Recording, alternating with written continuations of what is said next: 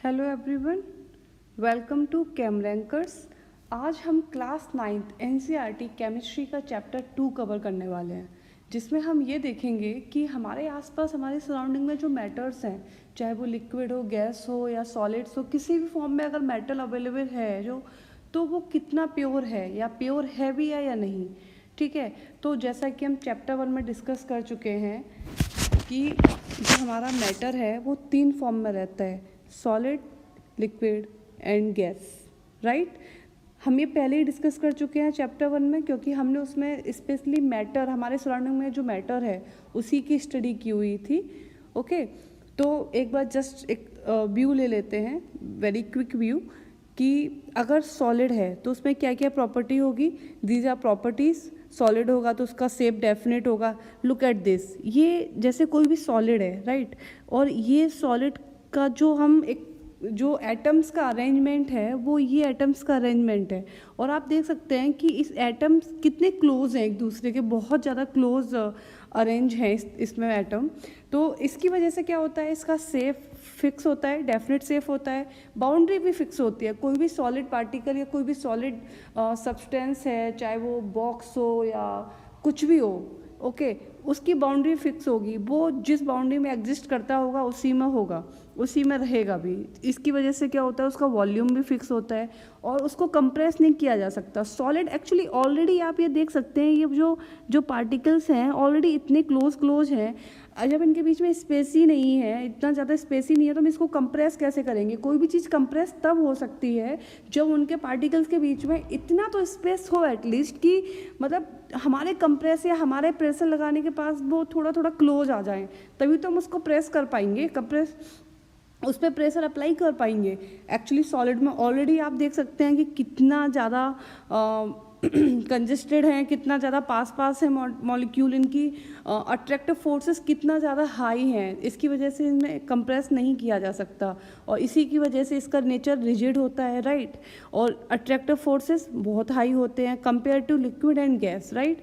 और kinetic energy, इनके जो पार्टिकल्स हैं उनके बीच की काइनेटिक एनर्जी सबसे कम होती है compare to liquid and gas, सबसे कम होती है। Kinetic energy it's a kind of motion, right, और अगर इतने क्लोज हैं, अट्रैक्टिव फोर्सेस इतना हाई है और वो इतना टाइटली बाउंड हो रखे हैं, तो वो मूव नहीं करेंगे।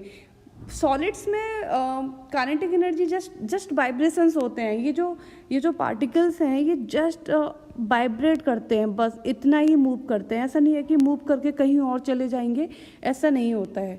Okay, and these are the examples, जैसे रबर हो गया, शुगर, सॉल्ट, स्पंज, ये सारे के सारे सॉलिड है। लुक, मैंने यही एग्जाम्पल क्यों लिए, सॉलिड सब कुछ है, चाहे वो लकड़ी का टुकड़ा हो, चाहे आपका कोई भी कंटेनर हो सॉलिड का, कोई आयरन का कोई बॉक्स हो, राइट, वो सारा सॉलिड है। लेकिन मैंने ये एग्जाम्पल इसलिए लिए क्योंकि ये काफ़ी स्पेशल एग्जाम्पल थे जिनमें आप कंफ्यूज हो सकते हैं। मैंने अपने लेक्चर में भी ये चीज़ कवर की हुई है, राइट, कि रबर बोलेंगे कि हाँ रबर तो स्ट्रेच हो जा रही है तो वो सॉलिड क्यों है। हाँ, वो स्ट्रेच हो जाती है, राइट, वो स्ट्रेच हो जाती है, लेकिन वो जैसे ही आप उसको आपने स्ट्रेच किया और जैसे ही आपने उसको वापस से छोड़ा, वो अपने ओरिजिनल पोजीशन पे फिर से वापस आ जाती है। इसकी वजह से वो सॉलिड है।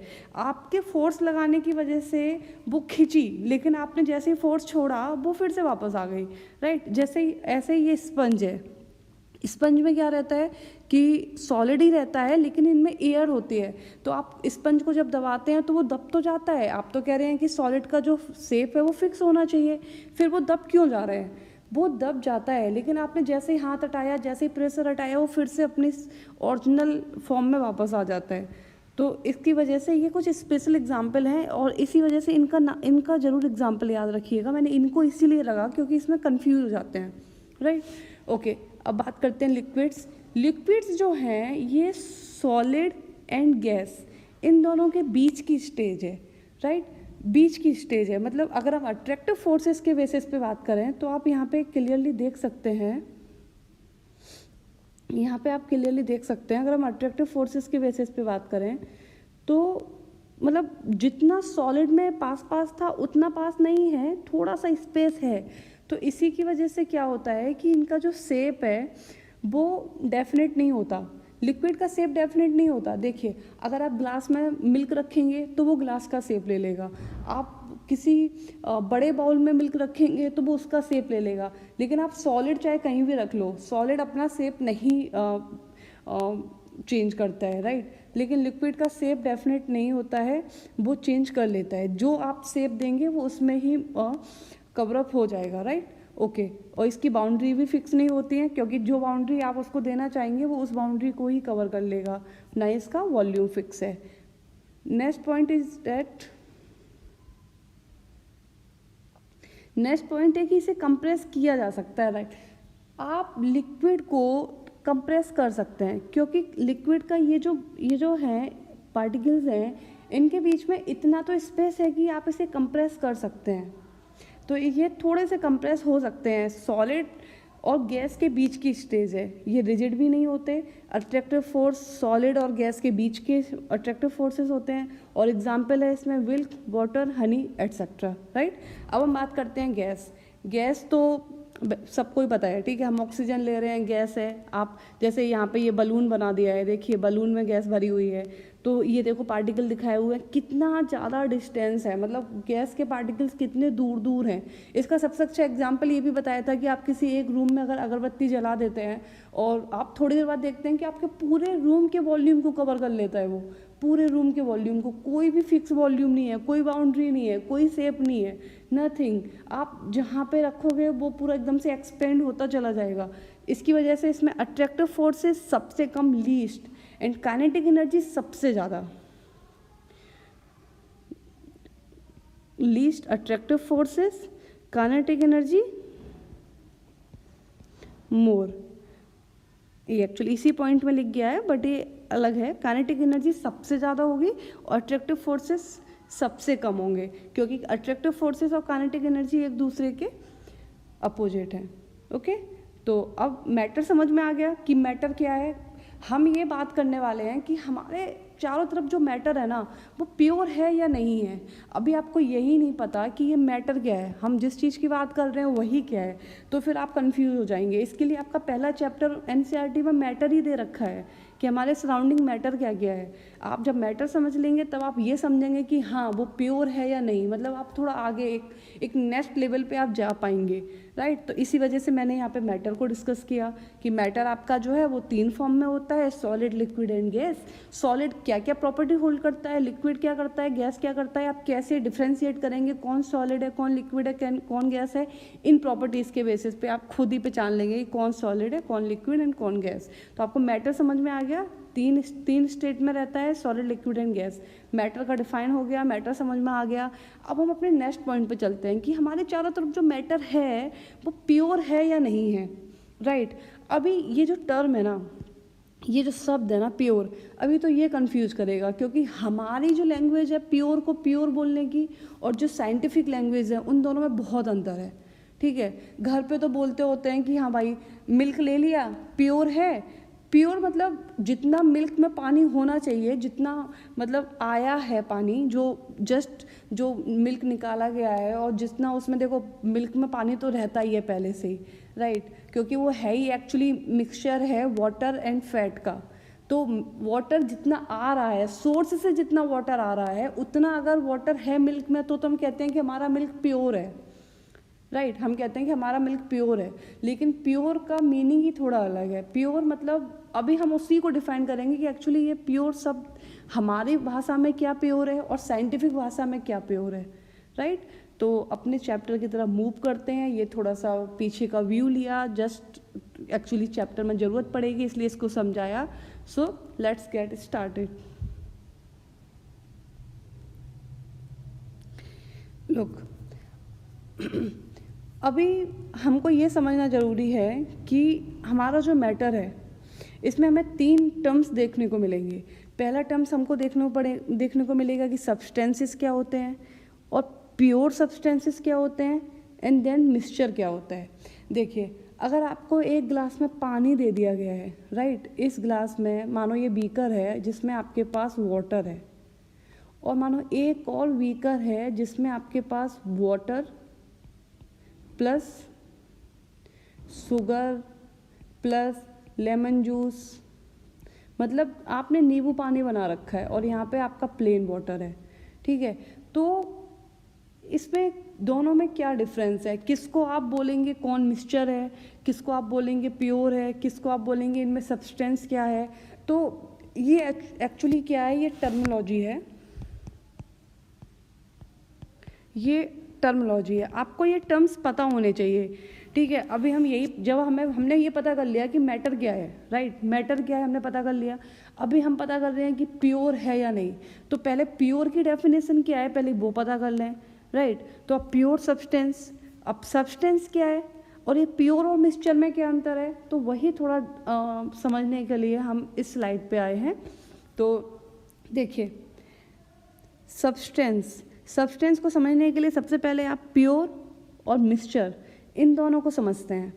आपने एक ग्लास में पानी लिया है, राइट, जैसे आप ये समझिए कि ये क्यूब है जिसको आप एक ग्लास समझ लीजिए। मान लीजिए कि ये ग्लास है जिसमें आपने पानी भर रखा है, और यहाँ पे हमने जो आपको ये दिखा रखा है डायग्राम, इसमें ये क्यूब है, क्यूब में ये जो आपको छोटे छोटे ये आपको दिख रहे हैं ना, ये एक्चुअली वाटर मॉलिक्यूल्स ही हैं, वाटर मॉलिक्यूल्स ही हैं ये जो आपको छोटे छोटे दिख रहे हैं, जिसमें ये जो आपको वाइट वाले दिख रहे हैं वो हाइड्रोजन है, और जो रेड वाले दिख रहे हैं वो क्या है, अपने ऑक्सीजन है। तो ये एक्चुअली H2O मॉलिक्यूल ही है। अब आप एक चीज़ देखिए, इस क्यूब में या फिर इस ग्लास में जिसमें केवल प्लेन वाटर भरा हुआ है, या फिर इस क्यूब में जिसमें वाटर भरा हुआ है, देखिए हमें तो ग्लास में पानी सिंपल ऐसे ट्रांसपेरेंट दिखता है, लेकिन आप जब उसका कंप्यूटेशनल व्यू देखेंगे ना, कि जब आप उसको कंप्यूटेशनली रन कराएंगे और देखेंगे कि हाँ वाटर मॉलिक्यूल, तो आपको ऐसे दिखेंगे। एक्चुअली ये इस टाइप से पानी के मॉलिक्यूल उसमें भरे पड़े हैं ग्लास में जिसमें आपने पानी रखा है, तो इस वजह से इस तरीके से उसको रिप्रेजेंट यहाँ पे किया गया है।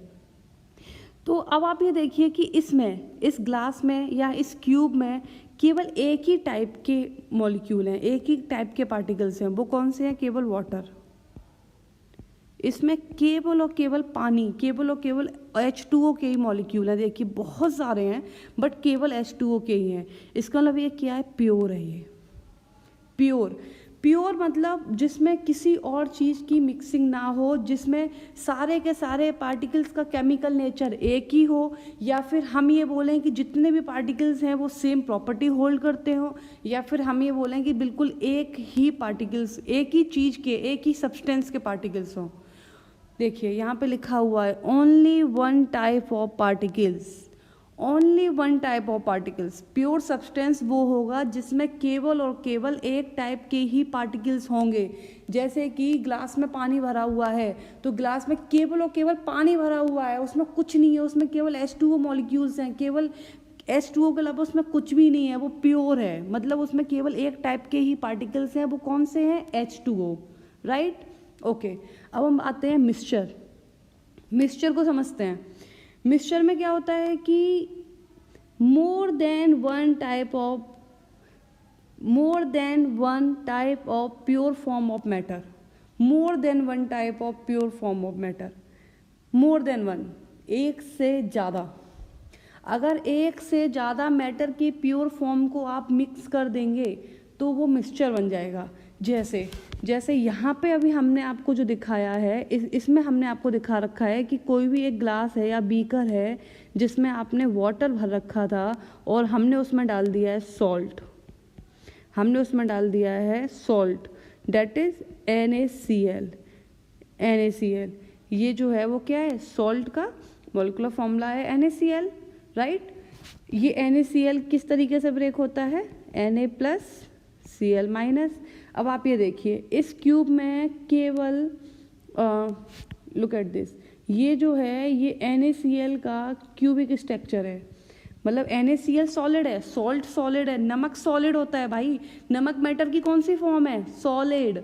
लिक्विड, वाटर मैटर की कौन सी फॉर्म है, liquid. Okay, let me repeat it, salt ये मैटर की कौन सी फॉर्म है, सॉलिड। H2O ये मैटर की कौन सी फॉर्म है, लिक्विड है। ये चैप्टर 1 में पूरा क्लियर हो रखा है, उसको अगर आप देखेंगे तो आपको समझ में आ जाएगा। कोई फिर भी डाउट है तो मुझसे पूछ लीजिएगा, मैं क्लियर कर दूंगी, राइट।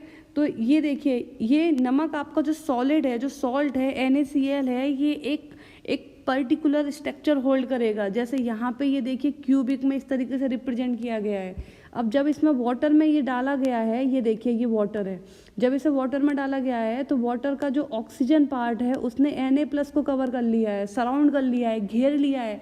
भाई साहब Na+ पॉजिटिवली चार्ज है, ऑक्सीजन नेगेटिवली चार्ज होगा, इलेक्ट्रोनेगेटिव है, वो इलेक्ट्रॉन डेंसिटी को खींचता है, एक्सक्यूज मी, इसकी वजह से वो नेगेटिवली चार्ज होगा, तो Na+ को वो सराउंड कर लेगा।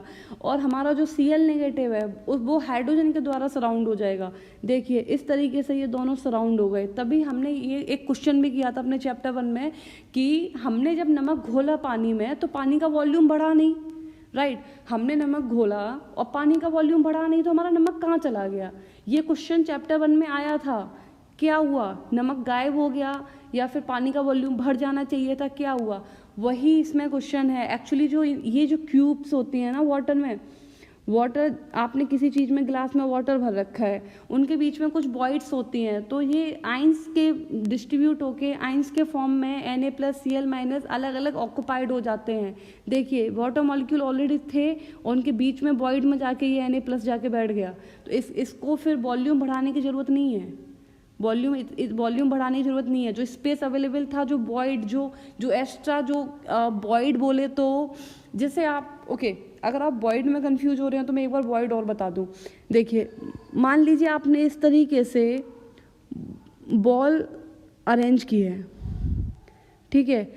जब आप ऐसे एक के ऊपर एक बॉल भी रखेंगे ना, उसके बाद भी उनके बॉल के बीच में कुछ ऐसे देखो स्पेस रह जाता है, यही वॉइड है। और जब इतना छोटे आइंस होंगे और आइंस फॉर्म में होंगे तो वो इन वॉइड में आराम से बैठ जाते हैं, राइट।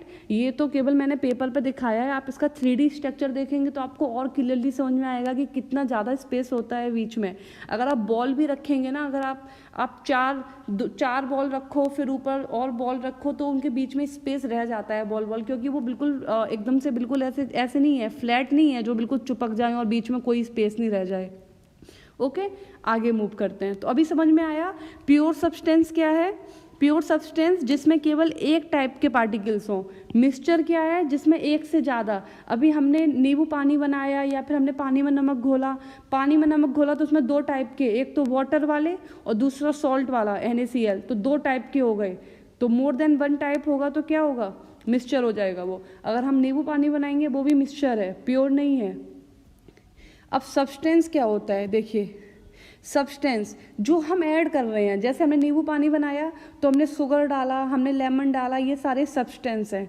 और हमने सॉल्ट वाटर में डाला तो हमने सॉल्ट जो घोला है वो सब्सटेंस है, ठीक है। और जो सब्सटेंस होता है उसको सेपरेट नहीं किया जा सकता, फिजिकल प्रोसेस से तो नहीं किया जा सकता, एक आध केस छोड़ के कि हाँ नमक को अलग कर सकते हैं, पानी को एवोपोरेट कर दो तो नमक वापस आ सकता है, नमक को कर सकते हैं, लेकिन ऐसे हर किसी को फिजिकल प्रॉपर्टी से नहीं कर सकते, केमिकल प्रॉपर्टी से कर सकते हैं, ठीक है। तो अभी इसको छोड़ते हैं, अभी हमें केवल टर्मिनोलॉजी बतानी थी, आगे मूव करते हैं। देखिए अब हम ये बात करते हैं कि आपका जो मिल्क है या आपका जो देसी घी है या आपका जो सॉल्ट है, आप ये बताइए ये प्योर है? क्वेश्चन आता है कि जो मिल्क है या देसी घी है या सॉल्ट है, क्या ये प्योर हैं? हम तो कहते हैं कि हाँ भाई हम तो प्योर मिल्क लेके आए हैं, प्योर मिल्क। भाई वो मिल्क प्योर नहीं है, हमारी टर्मिनोलॉजी में वो मिल्क प्योर है, क्योंकि मिल्क में जितना पानी सोर्स से ही आया है उतना पानी ही है, तो वो प्योर हो गया। लेकिन एक्चुअली में वो प्योर नहीं है, क्योंकि मिल्क जो है वो वाटर, फैट्स, प्रोटीन, इन सब का मिक्सचर होता है। और मैंने बताया कि अगर एक से ज़्यादा प्योर फॉर्म मैटर का प्रेजेंट हो तो वो प्योर नहीं होगा, वो मिक्सचर होगा। केवल एक ही टाइप के पार्टिकल्स प्रेजेंट हो तो वो प्योर होगा, लेकिन एक से ज़्यादा टाइप के पार्टिकल्स अपने प्योर फॉर्म में अगर प्रेजेंट हुए तो वो मिक्सचर होगा, राइट, प्योर नहीं होगा। अभी अपना घी की बात करते हैं, क्या घी अपना प्योर है? ठीक है, देखते हैं। घी में क्या होते हैं? फैटी एसिड्स होते हैं, फैट सॉल्युबल विटामिन होते हैं। देखो विटामिन 2 टाइप के होते हैं, water soluble, fat soluble, water soluble और फैट सॉल्युबल। और जो घी में होते हैं वो फैट सॉल्युबल विटामिन होते हैं, इसमें प्रोटीन्स भी प्रेजेंट होती हैं। तो जब इतनी सारी चीज़ें हैं कि मतलब अभी अगर आपको कन्फ्यूजन हो रहा है तो आप ऐसे देखिए, ये जो है मानिए इसमें आपका मिल्क भरा हुआ है, राइट, ये आपका मिल्क है, ओके, ये आपका मिल्क भरा हुआ है। अब इस मिल्क में मानिए ये आपका वाटर है, यहाँ पे आपके वाटर है मिल्क में, ये क्या है आपके H2O हैं, ठीक है। इसी मिल्क में क्या है आपके पास फैट भी है, मानो ये आपके फैट हैं, ये आपके फैट पार्टिकल्स हैं। भाई मिल्क में फैट तो होता ही है, वरना दूध में मिलाई ऐसे ही नहीं निकल आती। लोग तो दूध में मिलाई भाई अच्छे से बॉईल करो जिससे कि ज़्यादा मिलाई निकले, ज़्यादा टाइम तक फ्रिज में रख दो, ठीक है, क्योंकि आप जैसे ही टेम्परेचर गिराएंगे फ्रिज में रख के उसे ठंडा करेंगे वैसे ही उसमें और मोटी मिलाई जम जाती है, क्योंकि उसके जो फैट पार्टिकल्स हैं वो सरफेस पे आना शुरू कर देते हैं। मतलब पानी और उसके बीच में थोड़ा सा इस टाइप से कुछ प्रोसेस होने लग जाती है। उस चीज़ को हम बाद में डिस्कस करेंगे कि सेंट्रीफ्यूज करके भी कर सकते हैं वगैरह वगैरह, बट अभी हमारा क्या टारगेट है कि ये प्योर है या नहीं है, राइट। तो देखिए ये वाटर है, ये फैट है, अभी इसमें प्रोटीन्स भी होंगी, मान लीजिए कि ये प्रोटीन्स हैं। अब जब एक मिल्क में इतनी सारी चीज़ें हैं तो ये प्योर कहाँ से हो गया? प्योर तो है ही नहीं, ये नॉट प्योर, ये प्योर है ही नहीं। हमारी टर्मिनोलॉजी में ये प्योर है, लेकिन साइंटिफिक टर्मिनोलॉजी में ये प्योर नहीं है, क्योंकि साइंटिफिक टर्मिनोलॉजी में प्योर वही होगा जिसमें केवल एक टाइप का ही पार्टिकल्स होंगे। सारे पार्टिकल्स ऐसे होंगे जिनका केमिकल नेचर सिमिलर हो, बट इसमें क्या है, थोड़ा सा वाटर है जिसका प्रॉपर्टी अलग है, फैट जो बिल्कुल अलग है, प्रोटीन्स हैं जो बिल्कुल अलग हैं। तो इसमें मोर देन वन ऐसे प्योर फॉर्म है। देखो प्रोटीन अपना प्योर फॉर्म में रहेगा, फैट अपना प्योर फॉर्म में, ये इंडिविजुअल तो प्योर फॉर्म में है, लेकिन जब तीनों कंबाइन हो जा रहे हैं तो more than one mixture of type of particles हो जा रहे हैं, तो इसलिए ये प्योर फॉर्म नहीं है, ये क्या है, मिक्सचर है, राइट, ओके। अब अपना घी की बात करते हैं, घी भी अपना क्या है, मिक्सचर है। सॉल्ट, जो टेबल सॉल्ट जो हम खाते हैं, देखने तो हमें केवल सॉल्ट लगता है, लेकिन इसमें क्या होते हैं, NaCl, ठीक है, NaCl होते हैं कुछ। इसमें एक्चुअली हम आयोडाइज्ड सॉल्ट खाते हैं, आयोडाइज्ड, तो इसमें ये पोटेशियम आयोडाइड भी मिक्स किया जाता है, राइट। उसके अलावा में इसमें कुछ एंटी कैकिंग एजेंट भी यूज करते हैं, जैसे सोडियम अमीनो सिलिकेट्स या फिर magnesium carbonate, missing hair carbonates, ठीक है। ये उसको फ्री फ्लोइंग, जिससे कि नमक, देखो नमक कितना फ्री फ्लोइंग होता है, आप जैसे ही नमक लेते हैं आप चुटकी में लेके उसको छटाक से डाल देते हैं, मतलब कभी भी हाथ पे चिपकता नहीं है, और मतलब बहुत ही ऐसा रहता है कि स्मूथ, ऐसा नहीं है कि हाथ में चिपक गया, और मतलब काफ़ी अच्छे से आप उसको स्प्रिंकल कर सकते हैं, राइट। तो उसकी उस प्रॉपर्टी को जनरेट करने के लिए उसमें थोड़ा सा ये एंटी कैकिंग एजेंट्स डाले जाते हैं, और हमको थायराइड की प्रॉब्लम सॉल्व करने के लिए उसको आयोडाइज्ड भी बनाया जाता है। कहते हैं कि आयोडाइज्ड सॉल्ट ही खाना, क्योंकि वरना गले में थायराइड हो जाएगा, और आयोडीन बहुत ज़रूरी होती है उसको क्योर करने के लिए, राइट। तो हमें किसी न किसी फॉर्म में तो आयोडीन खानी पड़ेगी ना, हम ऐसे तो नहीं कि जाके आयोडीन खा लिया ऐसे तुम निकल जाएंगे, प्यारे हो जाएंगे भगवान को। तो हमें अपनी जो डाइट है, जो हम यूज करते हैं चीज़ें, उन्हीं में मिक्स करने पड़ते हैं इन सॉल्ट्स को, इन आइंस को, जिससे हम उसे इनटेक कर सकें, राइट। तो अभी समझ में आया कि ये प्योर नहीं है, हमारी लैंग्वेज में प्योर है, बट साइंटिफिक लैंग्वेज में ये प्योर नहीं है, ये मिक्सचर है। मिल्क भी मिक्सचर है, देसी घी भी मिक्सचर है, सॉल्ट भी मिक्सचर है, राइट। आगे मूव करते हैं। देखिए यहाँ पे मैंने आपको ये दिखाया है कि ओके, प्योर है क्या। साइंटिफिक लैंग्वेज में all the constituents particle of that substance are same. अगर अपने केमिकल नेचर में सारे के सारे पार्टिकल्स सेम हैं तो वो प्योर होगा, या फिर ये कहें कि सिंगल टाइप ऑफ पार्टिकल्स हैं, ये प्योर की डेफिनेशन है। ये क्या है, ये प्योर की डेफिनेशन, राइट। अब अगर एक कॉमन पर्सन है, अगर जैसे हम सोच रहे हैं, ठीक है, एक कॉमन इंसान सोच रहे हैं, ठीक है, तो उससे वो पूछोगे कि प्योर क्या है, तो वो कहेगा कि जिसमें कोई भी अल्ट्रेशन ना हो, कोई भी मिलावट ना हो, कोई भी मतलब बिल्कुल प्योर फॉर्म में रहे, कि जो उसमें नहीं होना चाहिए वो मिलावट ना की जाए उसमें, तो वो प्योर है, ये एक कॉमन इंसान बोलेगा, राइट। लेकिन साइंटिफिक माइंड ये कहता है कि जैसे मिल्क, घी, ये कुछ भी प्योर है ही नहीं, क्योंकि ये सारे के सारे मिक्सचर हैं डिफरेंट सब्सटेंसेस के, राइट। तो ये आपको प्योर की डेफिनेशन, आपका एनसीईआरटी का क्वेश्चन 1 है, लास्ट में क्वेश्चन लिखे हुए हैं, उनके आंसर यही है। क्वेश्चन उसमें लिखा था कि डिफाइन प्योर सब्सटेंस, प्योर क्या है, तो ये उसका आंसर है pure. This is the definition, right, this is the definition. आगे चलते हैं, अब हम कुछ एक्टिविटी करते हैं। एक्टिविटी क्यों कर रहे हैं हम? केवल आपको ये बताने के लिए कि प्योर क्या है और कैसे आप उसको डिफ्रेंशिएट करेंगे, राइट। तो एक्टिविटी स्टार्ट करते हैं। ओके, एक्टिविटी 1, इसमें आप क्या कीजिए, सबसे पहले आप एक बीकर लीजिए, उसमें आप पानी ले लीजिए, ठीक है। उसमें 50 ml लिख रखा है एनसीईआरटी में, बट आप कितना भी पानी ले लीजिए। अभी आप कोई भी बीकर में आपने पानी भरा, हाँ, लेकिन अपने सारी एक्टिविटी के दौरान आप सेम पानी लेंगे। मान लीजिए इसमें आपने 50 ml लिया है, तो नेक्स्ट आप अभी जो मैं एक्सपेरिमेंट कराऊंगी उसमें भी आपको 50 ml ही लेना है, ठीक है। मान लीजिए एक बीकर में आपने 50 ml वाटर फिल किया, उसमें आपने डाला क्या, कॉपर सल्फेट, उसमें आपने डाला CuSO4 copper sulphate. Copper sulphate क्या होता है, एक कंपाउंड होता है जो ऐसे ब्लू ब्लू क्रिस्टल्स होते हैं। देखिए ये आपको ब्लू क्रिस्टल्स दिख रहे हैं, ये कॉपर सल्फेट ही है। इस टाइप से ये ब्लू ब्लू क्रिस्टल्स होते हैं इसके। आपने इसमें केवल एक स्पैचुला डाला। स्पैचुला क्या है, ये जैसे हमारे घर में चम्मच होती है ना, अब चम्मच तो इतनी बड़ी होती है, कोई भी केमिकल इतना ज़्यादा डाल देंगे तो फिर हो गया काम, राइट।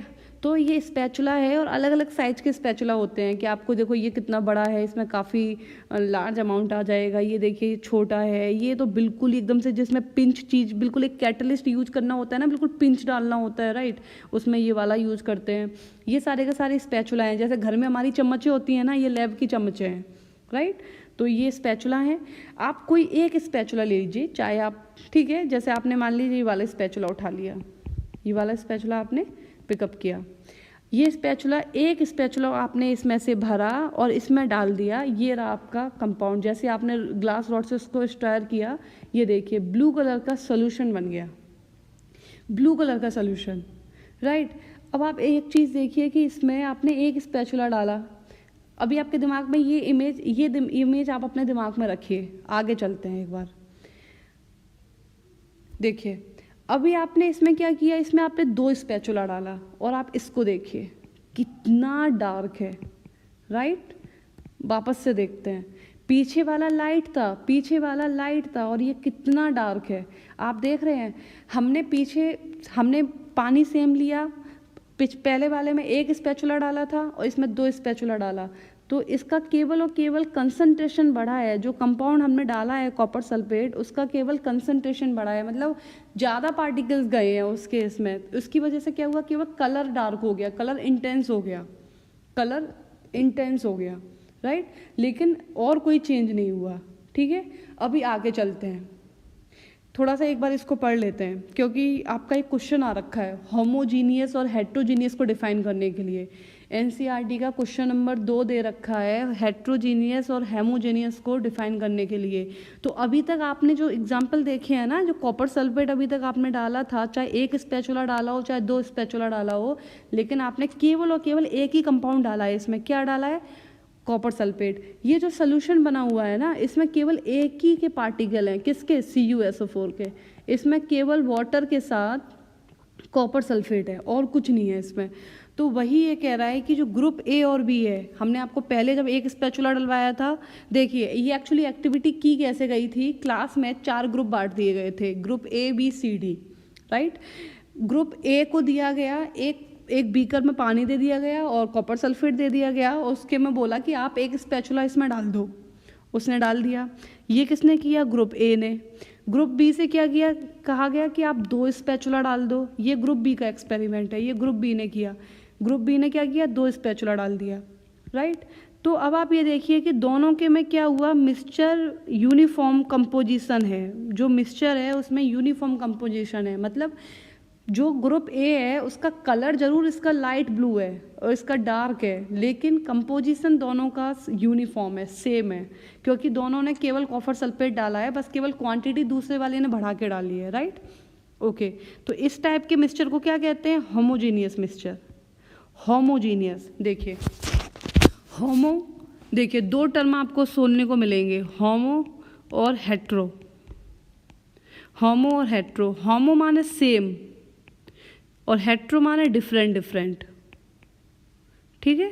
होमो माने सेम, हेट्रो माने डिफरेंट डिफरेंट, मतलब केवल सेम टाइप के ही कंपाउंड हो, केवल सेम टाइप का ही पार्टिकल्स हो तो वो होमोजीनियस होगा, और अगर अलग अलग होंगे तो वो हेट्रोजीनियस होगा। जैसे आपने सॉल्ट डाला पानी में, नमक डाला आपने पानी में, नमक, या फिर आप पानी में चीनी डालो, ठीक है, तो आपका नमक का पानी ले लो या चीनी का पानी ले लो, है तो केवल उसमें नमक या चीनी ना, तो वो होमोजीनियस है, केवल एक ही टाइप का कंपाउंड, एक ही टाइप का सब्सटेंस पड़ा हुआ है उसमें, राइट। लेकिन अगर आप नींबू पानी बना रहे हैं तो नींबू पानी में आपने क्या डाला, आपने नमक भी डाला, चीनी भी डाली, आपने काला नमक भी डाला, आपने उसमें नींबू भी डाला, तो उसमें आप बहुत सारी चीज़ें डाली, वो भी अलग अलग, ठीक है। आपने नमक डाला वो अलग था, चीनी अलग थी, ठीक है, नींबू अलग था, तो वो कैसा मिक्सचर हो गया आपका, हेट्रोजीनियस, मतलब डिफरेंट डिफरेंट टाइप का, राइट। ओके, तो होमोजीनियस क्या है, होमोजीनियस वो मिक्सचर है जिसके सोल्यूशन में केवल एक ही टाइप का, एक ही कंपोजिशन, मतलब यूनिफॉर्म कंपोजिशन प्रेजेंट हो। Homogeneous mixture which has a uniform composition throughout the solution, right। वो क्या है, homogeneous mixture, जिसका एग्जाम्पल क्या है आपका, सॉल्ट इन वाटर, नमक पानी, शुगर इन वाटर, चीनी पानी, ठीक है। वो यही कह रहा है कि आप इसमें कंपेयर करेंगे ग्रुप ए और ग्रुप बी के, अगर आप एक्सपेरिमेंट में कंपेयर करेंगे तो जो सोल्यूशन है दोनों ग्रुप का, केवल उसका जो कलर इंटेंस है, intensity of the colour is different, केवल intensity of the colour different है, intensity of the colour the solution is different, बस, उसके अलावा कुछ भी अलग नहीं है। और ये क्या है, होमोजीनियस मिक्सचर है, राइट। होमोजीनियस मिक्सचर है जिसमें कंपोजिशन अलग अलग है, एक में एक स्पैचुला डाला था, एक में दो स्पैचुला डाला था, केवल कलर इंटेंस हो गया, लेकिन दोनों के दोनों होमोजीनियस हैं, राइट। ओके, समझ में आया। अब हम ग्रुप सी और ग्रुप डी के एक्सपेरिमेंट पे चलते हैं। देखिए, ग्रुप सी और ग्रुप डी, ग्रुप सी और डी में क्या किया गया, उनको भी दिया गया बीकर में, उनको 50 ml पानी दिया गया, उनको बोला कि भाई एक स्पैचुला तुम कॉपर सल्फेट डाल दो, उनसे बोला अब तुम एक स्पैचुला इसमें पोटेशियम परमैंगनेट डाल दो, ये पोटेशियम परमैंगनेट है, बॉयलेट कलर का क्रिस्टल्स होते हैं इसके, ये देखिए डार्क बॉयलेट। अब उनसे बोला कि आप 1 चम्मच इसमें नमक भी डाल दो, 3 चीज़ें डलवा दी उस एक पानी में, तो क्या हुआ, ये हेट्रोजीनियस हो गया, क्योंकि डिफरेंट डिफरेंट टाइप के कंपोनेंट्स इसमें आ गए, राइट। डिफरेंट डिफरेंट टाइप के कंपोनेंट्स इसमें आ गए, जिसकी वजह से क्या होगा, नॉन यूनिफॉर्म कंपोजिशन, क्या हुआ इसमें, नॉन यूनिफॉर्म कंपोजिशन। और इस टाइप के मिक्सचर को क्या बोलते हैं, heterogeneous mixture. Heterogeneous mixture which has non uniform composition throughout the solution, right। जैसे कॉपर सल्फेट डाला, पोटेशियम परमैंगनेट डाला, इसमें सॉल्ट भी डाला, तीनों चीज़ें डाल दी। अब आप जरा कलर देखिए सी और डी को अलग अलग दिया गया था, तीनों मिलाने के लिए बोला था दोनों ग्रुप में, लेकिन सी को बोला कि भाई आप एक एक स्पैचुला डालो सबका, डी को बोला भाई आप 2 स्पैचुला डाल दो सबका। तो क्या होगा, केवल कलर इंटेंसिटी चेंज होगी क्योंकि कंपोजिशन चेंज हो रहा है। देखिए, जब आप कॉपर सल्फेट डालेंगे तो अपना इस टाइप का सोल्यूशन बन रहा था ब्लू कलर का, और जब पोटेशियम परमैंगनेट डालेंगे तो आपका ऐसे वॉयलेट कलर का सोल्यूशन बनता है। जब दोनों मिक्स हो जाएंगे, नमक तो कोई कलर नहीं है, ठीक है, और दोनों जब मिक्स हो जाएंगे तो ऐसे ब्लू पर्पल इस टाइप का बन जाएगा। तो सी के में ये कलर लाइट होगा और डी के में ये कलर डार्क होगा, बस, राइट। और ये मिक्सचर कौन सा है, हेट्रोजीनियस। ये क्वेश्चन आ रखा है, मैं आंसर नहीं लिखवाऊंगी क्योंकि आंसर मैंने यहाँ पे बता दिया है। क्वेश्चन आ रखा है कि डिफाइन होमोजीनियस एंड हेट्रोजीनियस, और मैंने दोनों की डेफिनेशन इसी वजह से एनसीईआरटी से यहाँ पे लिखी हुई है, जिससे कि आप उसको अच्छे से लिख पाएँ, क्वेश्चन का आंसर आप अच्छे से दे पाएँ। समझा मैं रही हूँ, कोई भी डाउट है तो आप पूछ सकते हैं, राइट। चलो आगे चलते हैं। अब दूसरी एक्टिविटी स्टार्ट करते हैं। एक एक्टिविटी कंप्लीट हो गई, वो ये बताने के लिए आपको कि होमोजीनियस मिक्सचर क्या होते हैं और हेट्रोजीनियस मिक्सचर क्या होते हैं। जो 4 ग्रुप डिस्ट्रीब्यूट करके ABCD ग्रुप बना के जो पहली एक्टिविटी करवाई है, उसमें आपको ये बताया कि होमोजीनियस मिक्सचर क्या होते हैं और हेट्रोजीनियस क्या होते हैं, राइट। अब दूसरी एक्टिविटी स्टार्ट करते हैं। इस एक्टिविटी में हम ये देखेंगे कि टिंडल इफेक्ट क्या होता है। टिंडल इफेक्ट मतलब हम अलग अलग सोल्यूशन बनाएंगे। हमने एक में हम कॉपर सल्फेट का ही सोल्यूशन बना लेंगे, वही नीला नीला पानी में नीला नीला जो अभी हम बना रखे थे, ठीक है, वो बना लेंगे। एक में क्या करेंगे, चौक तो देखिए है ना, मतलब जिससे लिखते हैं ब्लैक बोर्ड पे, उस चौक को पीस लेंगे, उसका पाउडर बना लेंगे, उसको पानी में डाल देंगे, ठीक है, एक ये सोल्यूशन बन गया। एक में क्या करेंगे, आटा लेंगे, उसको पानी में घोल देंगे, ठीक है, और एक में क्या करेंगे, थोड़ा सा दूध लेके पानी में डाल देंगे, एक में इंक डाल देंगे। इतने सारे सोल्यूशन आपने तैयार कर लिए, ठीक है, इतने सारे सोल्यूशन तैयार कर लिए। अब देखते हैं कि इन सोल्यूशन में अंतर क्या है, अंतर देखते हैं। देखिए ये आपका क्या है, ग्रुप ए में, ग्रुप ए को क्या टास्क दिया गया कि भाई आप एक बीकर लो, उसमें थोड़ा सा एक स्पैचुला कॉपर सल्फेट डालो, एक स्पैचुला नहीं, फ्यू क्रिस्टल्स, थोड़े से कुछ ही क्रिस्टल्स आप इसमें कॉपर सल्फेट डालो, ठीक है, उन्होंने डाल दिया, ऐसा सोल्यूशन उनका बन गया। मान लीजिए ये है, राइट।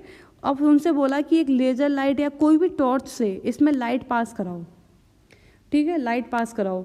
जब लाइट पास कराई गई तो क्या देखा कि सोल्यूशन में लाइट नहीं दिख रही थी। लाइट, जैसे लाइट अगर मूव करती है तो लाइट यहाँ पे भी दिखनी चाहिए ना कि यहाँ से होके गुजरी है, पर इसमें ऐसा नहीं दिख रहा था। इसमें क्या हुआ, जहाँ जहाँ ग्लास रखा था वहाँ लाइट गायब हो गई थी। ये देखिए पीछे लाइट है, आगे लाइट है, यहाँ पे लाइट है, यहाँ पे लाइट है, बीच में कुछ नहीं है, मतलब लाइट जो है वो इस सोल्यूशन से पास ही नहीं हुई, ठीक है। तो पॉइंट क्या है, path of the beam not visible, क्या है, जो बीम हमने पास की है उसका पाथ विजिबल ही नहीं हुआ, ठीक है।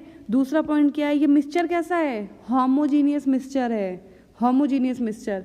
और जब ये जो बीम है ये सोल्यूशन से पास नहीं हुई है तो इसे क्या कहते हैं कि ये टिंडल इफेक्ट को शो नहीं कर रही है। टिंडल इफेक्ट हम आगे पढ़ाएंगे, केवल यहाँ पे जो एक्टिविटी दे रखी थी उसको एक्सप्लेन करने के लिए मैंने टर्म यहाँ पे ले लिया है, इसको आगे हम डिस्कस करेंगे टिंडल इफेक्ट होता क्या है, राइट। दूसरे ग्रुप ने क्या किया, दूसरे ग्रुप को दिया गया कि आप उसमें कॉपर सल्फेट डालो पर ज़्यादा डाल दो। उनसे बोला कुछ क्रिस्टल डालो, इनसे बोला कि ज़्यादा डाल दो, हायर कंसंट्रेशन कर दो। तभी तो आप कलर देख रहे हो कितना डार्क कलर है इसका, ठीक है, कंसंट्रेशन हाई है, कलर डार्क है। तो इसमें भी क्या हुआ, इसमें भी बीम जो है वो पास ही नहीं हुई, और मिक्सचर तो होमोजीनियस है ही क्योंकि केवल कॉपर सल्फेट है इसमें, राइट। और ये टिंडल इफेक्ट नहीं दिखा रहा है, ठीक है। अभी तीसरा देखते हैं, तीसरा क्या हुआ, ये क्या किया आपने, चौक, ये देखो चौक इन वाटर, चौक को पानी में घोल के डाला हुआ है, ठीक है। ये क्या है, मिल्क इन वाटर, और ये क्या है, इंक इन वाटर, राइट। जब आप इससे लाइट की बीम को पास करा रहे हैं, जब आप टॉर्च को पास करा रहे हैं, तब आप ये देखेंगे कि ये जो है, जो चौक वाला है, इसको तो आप कुछ देर के लिए छोड़ दो। चौक के पार्टिकल्स इतने बड़े बड़े हैं ना, जैसे आप कुछ देर के लिए छोड़ोगे ना, ये नीचे सेटल डाउन हो जाएंगे। ये सारे के सारे कुछ देर बाद यहाँ चौक के सारे पार्टिकल आ गए ना, यहाँ पे बैठ जाएंगे। इसे बोलते हैं सस्पेंशन। जहाँ आप छोड़ोगे सेटल डाउन हो जाएगा, और आप जैसे ही उसको चम्मच से या ग्लास रॉड से स्टायर कर दोगे वैसे ये पूरे सोल्यूशन में फैल जाएंगे। इसे कहते हैं सस्पेंशन, ठीक है। अब इसकी बात करते हैं। आपने एक ग्लास में इंक डाली है और यहाँ पे आपने क्या डाला है, मिल्क। ये कोलाइडल सोल्यूशन है, और जब आप लाइट पास कराओगे ना तो लाइट, जैसे इसमें तो नहीं दिख रही है लेकिन यहाँ से लाइट दिखाई देगी आपको। आप जब मिल्क है इसमें और आप जब भी लाइट डालेंगे ना तो इसमें लाइट आपको चलती हुई दिखेगी, लाइट जो है वो आपको चलती हुई दिखेगी। ऐसे इंक वाले में डालेंगे तो लाइट आपको दिखेगी कि हाँ लाइट यहाँ से गुजर के गई है, ठीक है। ऊपर जो सोल्यूशन था उसमें आपको लाइट दिख ही नहीं रही थी कहाँ से गुजर के गई है, यहाँ लाइट बंद हो गई थी और यहाँ चालू हो गई थी, जहाँ जहाँ ग्लास रखा था वहाँ लाइट खत्म हो गई थी। तो इसे क्या कहते हैं, कोलाइडल सोल्यूशन, और इसे कहते हैं कि ये टिंडल इफेक्ट शो करता है।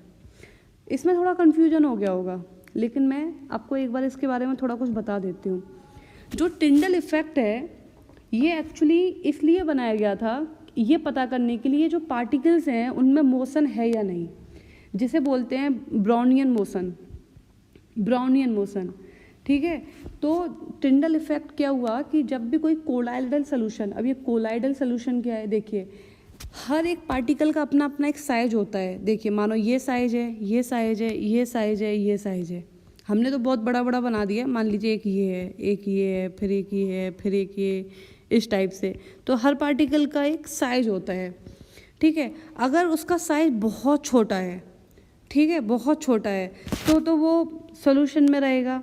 अगर बहुत बड़ा है पार्टिकल, मानो बहुत भारी है, जैसे चौक वाला, ये चौक का पानी, इसमें पार्टिकल बहुत बड़ा है, इसकी वजह से क्या होता है, ये पार्टिकल कुछ टाइम के बाद बॉटम में बैठ जाते हैं।